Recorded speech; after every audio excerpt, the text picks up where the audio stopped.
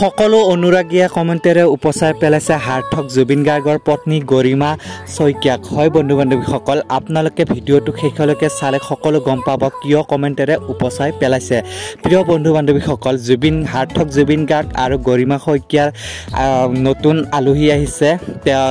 নতুন আলহীজনী কোন সকলো গম পাব এই ভিডিঅ'টোৰ জৰিয়তে। গতিকে বন্ধু বান্ধৱীসকল, ভিডিঅ'টো সম্পূৰ্ণ জানিবলৈ হ'লে শেষলৈকে চাব লাগিব।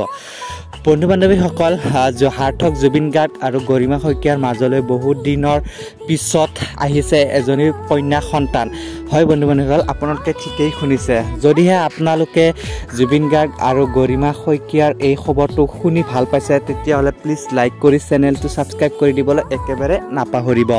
বন্ধু বান্ধৱীসকল, আচলতে আপোনালোকে জানিবলৈ পাব যে গৰিমা আৰু জুবিন গাৰ্গৰ মাজলৈ অহা কন্যা সন্তানটোৱে আচলতে তেওঁলোক হৈছে বৰদেউতাক আৰু বৰমাক।